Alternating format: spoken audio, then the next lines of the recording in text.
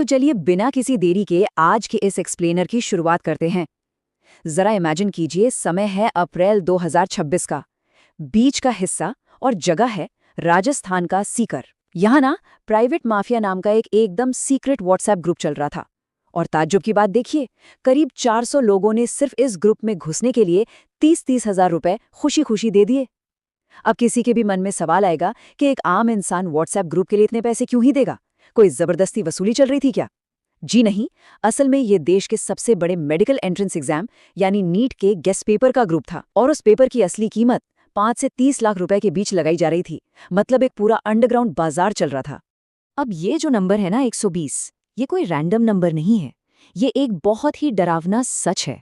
उस WhatsApp group में जो गेस्ट पेपर घूम रहा था ना, उसमें से पूरे के पूरे 120 सवाल, और सिर्फ सवाल ही नहीं बल्कि उनके ऑप्शंस तक 3 मई के असली नीट एग्जाम से हूबहू मैच कर गए। कोई एक दो सवाल नहीं, पूरे 120। ये कोई तुक्का या गेस तो हो ही नहीं सकता था। ये 100% लीक हुआ पेपर था, जिसने उन 22 लाख स्टूडेंट्स के फ्यूचर के साथ एक बहुत ही भद्दा मजाक किया, जो ईमानदारी से अंडर ग्रेजुएट मेडिकल डिग्री का सपना देख रहे थे। तो आखिर इतने बड़े स्कैम का भंडाफोड़ हुआ कैसे? इसकी जो टाइमलाइन है ना, वो एकदम थ्रिलर फिल्म जैसी है। देखिए, 1 और 2 मई को ये पेपर आराम से लोगों के मोबाइल्स में पीडीएफ के रूप में बैठा हुआ था। फिर 2 मई की रात को ठीक 11 बजे केरल के एक मेडिकल स्टूडेंट ने ये पीडीएफ सीकर में बैठे अपने पिता को फॉरवर्ड कर दिया। अब एग्जाम के दिन यानी 3 मई को पिता ने क्रॉस चेक करने के लिए इसे एक लोकल केमिस्ट्री टीचर को भेज दिया। और भाई, जब उस टीचर ने देखा कि अकेले उसके केमिस्ट्री सेक्शन के ही 35 सवाल एकदम मैच कर गए, तो उसके तो होश ही उड़ गए। लोकल पुलिस ने जब कोई खास एक्शन नहीं लिया, तो 7 मई को उस घबराए हुए टीचर ने सीधा होम मिनिस्ट्री और एनटीए को सारे सबूतों के साथ ईमेल ठोक दिया। और बस यहीं से पूरी कहानी खुल गई। अब यहाँ से शुरू होती है असली इन्वेस्टिगेशन, उन बिचौलियों की तलाश जिन्होंने इस डिजिटल ट्रेल को पीछे छोड़ा था। जब इन्वेस्टिगेटिंग एजेंसीज ने इस डिजिटल फुटप्रिंट का पीछा किया, तो एक पूरी की पूरी चेन रिएक्शन सामने आ गई। शुरुआत होती है नासिक के एक 30 साल के आयुर्वेद ड्रॉपआउट से, जिसका नाम था शुभम करनार। इसने क्या किया? 10 लाख रुपए में पेपर खरीदा, उसे डिजिटाइज किया और 15 लाख में हरियाणा के एक स्टूडेंट यश यादव को चिपका दिया। सीधा 5 लाख का प्रॉफिट। फिर यश ने इसे 30 लाख में जयपुर के बिलवाल ब्रदर्स को बेच दिया। वहां से ये मनीष यादव और एनाच लांबाई जैसे कोऑर्डिनेटर्स से होता हुआ सीकर के कोचिंग काउंसलर राकेश कुमार मंदोरिया तक जा पहुंचा। और इस राकेश ने तो इसे व्हाट्सएप और टेलीग्राम पर ऐसे बांटा जैसे कोई फ्री का प्रसाद हो। अब इन माफियाओं का ओवर कॉन्फिडेंस देखिए। पेपर लीक करने वाले कानून से इतने बेखौफ हो चुके थे कि शुभम करनार जैसे मेन आरोपी ने अंडरग्राउंड होने की जरूरत भी नहीं समझी। उसे पुलिस ने बड़ी आसानी से तब अरेस्ट कर लिया जब वो बड़े आराम से मंदिर जा रहा था, बिल्कुल कैजुअल। और हाँ, इसी बीच बिहार पुलिस ने भी एक अलग रेड में हाईली क्वालिफाइड मेडिकल स्टूडेंट्स के एक पूरे सॉल्वर गैंग को दबोचा, बिल्कुल 2024 की तरह। लेकिन असली कहानी तो अभी बाकी थी, क्योंकि ये बिचौलिए असली मास्टरमाइंड नहीं थे। तो अब आते हैं उन लोगों पर जो सिस्टम के अंदर बैठे थे और जिन्होंने इस पूरे सिस्टम को ही अंदर से खोखला कर दिया। यहाँ जो सच बाहर आता है ना, वो सच में डराने वाला है। इस बार सेंध बाहर से नहीं लगी थी, बल्कि अंदर बैठे हाईली एजुकेटेड लोगों ने लगाई थी। बॉटनी की एक प्रोफेसर है मनीषा मंधारे, जिनके पास ऑथराइज्ड एक्सेस था, और इन्होंने हफ्तों पहले ही बॉटनी और जूलॉजी के सवाल निकाल लिए। दूसरी तरफ केमिस्ट्री पेपर सेट करने वाली टीम के एक रिटायर्ड प्रोफेसर पीवी कुलकर्णी, इन्होंने तो हद ही कर दी। इन्होंने पुणे के घरों में जा जाकर स्टूडेंट्स को सीधे सवाल और जवाब डिक्टेट करवाए, मतलब लिटरली बोल बोलकर लिखवाए। इसके बाद प्रोफेसर की पड़ोसी मनीषा वाघमारे ने एक एडमिशन कंसल्टेंट धनंजय लोखंडे के साथ मिलकर इन पेपर्स को मार्केट में सप्लाई कर दिया। सिस्टम के रक्षक ही भक्षक बन गए थे। लेकिन पता है, इस पूरी क्रिमिनल साजिश में एक बड़ी ही अजीब और आयरॉनिक सी बात भी है। एक आरोपी था दिनेश वाल। इसने ये लीक हुआ पेपर अपने खुद के बेटे को भी दिया। लेकिन गेस व्हाट, वो बेटा फिर भी 2026 का नीट एग्जाम फेल हो गया। है ना कमाल की बात? और सबसे बड़ी बात तो ये है कि 1 साल पहले ही इसी आदमी ने दुनिया भर में डींगे हाँकी थी कि उसके परिवार के 5-5 बच्चों ने ये एग्जाम क्रैक कर लिया है। अब वो सफलता भी कहाँ से आई होगी, ये समझना कोई रॉकेट साइंस तो है नहीं।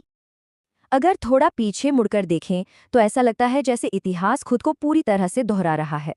इन दोनों सालों के क्राइम करने के तरीके को अगर कंपेयर करें तो जो बदलाव आया है वो हैरान कर देगा। 2024 में जो हजारीबाग वाला लीक हुआ था वो एकदम फिजिकल चोरी थी। ओएसिस स्कूल के स्ट्रांग रूम में घुसकर एनटीए के ट्रंक्स तोड़कर पेपर निकाले गए थे।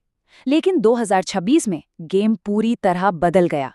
इस बार पुणे और सीकर वाले लीक में कोई ताला नहीं टूटा, कोई बॉक्स नहीं खुला, बल्कि ऑथराइज्ड प्रोफेसर्स ने अपने ही सिस्टम एक्सेस का फायदा उठाया, डिजिटल तरीके से पेपर एक्सट्रैक्ट किया और चुपचाप व्हाट्सएप पर बांट दिया। क्राइम अब बहुत ज्यादा सोफिस्टिकेटेड और हाईटेक हो चुका था।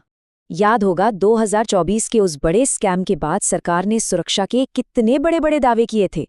के राधाकृष्णन कमेटी ने साफ कहा था कि एग्जाम को ऑनलाइन शिफ्ट करो और ये थर्ड पार्टी प्रिंटिंग प्रेस का चक्कर कम करो। और तो और 10 साल की जेल और 1 करोड़ रुपए के जुर्माने वाला वो कड़ा पब्लिक एग्जामिनेशंस एक्ट भी तो लाया गया था। लेकिन 2026 की रियलिटी क्या निकली? एग्जाम अभी भी उसी फिजिकल पेपर पर हो रहा था, वही थर्ड पार्टी प्रेस उसे छाप रही थी, और ये जो नए नवेले कड़े कानून थे ना, वो इन क्रिमिनल्स को डराने में एकदम फ्लॉप साबित हुए। इल्यूजन ऑफ सिक्योरिटी से ज्यादा कुछ नहीं था ये। आखिर लोग ऐसा रिस्क लेते ही क्यों हैं? इसके पीछे का जो गणित है, जो भयानक इकोनॉमिक्स है, उसे समझना बहुत जरूरी है। अगर सिर्फ नंबर्स पर नजर डालें तो वो खौफनाक प्रेशर समझ आता है जिसके साए में स्टूडेंट्स जी रहे हैं।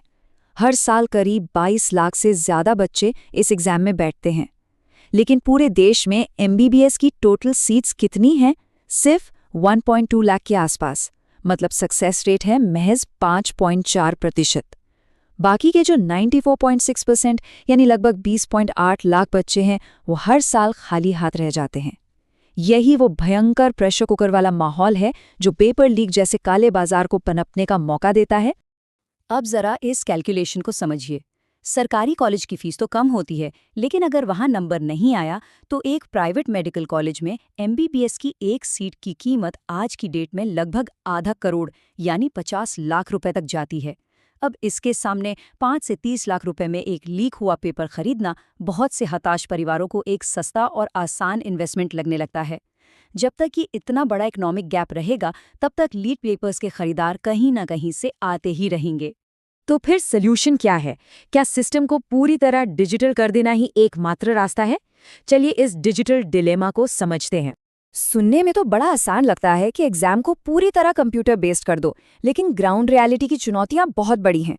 22 लाख बच्चों के लिए एक साथ पूरे भारत में कम से कम 6000 सर्टिफाइड डिजिटल सेंटर्स की जरूरत पड़ेगी, और ये एग्जाम 2-3 दिनों तक कई शिफ्ट्स में करवाना पड़ेगा। फिर हमारे रूरल एरियाज यानी ग्रामीण इलाकों में डिजिटल इंफ्रास्ट्रक्चर आज भी काफी कमजोर है, जो वहां के बच्चों के लिए सीधा सीधा एक बड़ा नुकसान है। ऊपर से कई मेडिकल एजुकेटर्स खुद आज भी उसी पुराने ओएमआर और पेन पेपर फॉर्मेट को बेहतर मानते हैं। और सबसे बड़ी बात, कोटा, सीकर, हैदराबाद और दिल्ली की जो ताकतवर ऑफलाइन कोचिंग लॉबी है ना, वो कभी नहीं चाहेगी कि सिस्टम में इतना बड़ा बदलाव आए।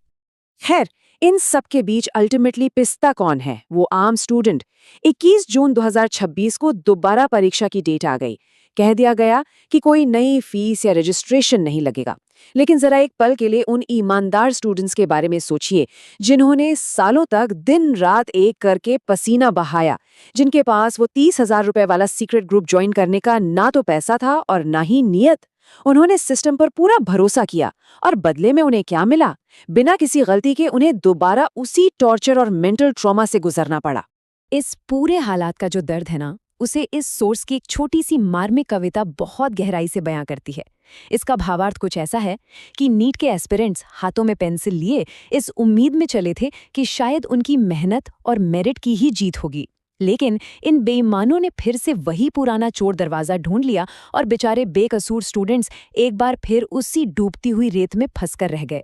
सच में ये बार बार दोहराई जाने वाली एक बेहद ही दर्दनाक सच्चाई है। अब सरकार ने फिर से दावा किया है कि फ्यूचर में ये एग्जाम फाइनली डिजिटल हो जाएगा। लेकिन क्या सिर्फ डिजिटल कर देने से ये पूरा सिस्टम हैक प्रूफ हो जाएगा? क्या गारंटी है कि सिस्टम के अंदर बैठे लोग कोई नया डिजिटल चोर दरवाजा नहीं निकाल लेंगे? ये एक ऐसा सवाल है जो हम सबको सोचने पर मजबूर करता है कि भारत के सबसे महत्वपूर्ण एग्जाम और हमारे पूरे मेडिकल सिस्टम की जो क्रेडिबिलिटी है, वो आखिर कैसे बचेगी? आज के इस एक्सप्लेनर में बस इतना ही। इस गंभीर सवाल पर विचार जरूर कीजिएगा।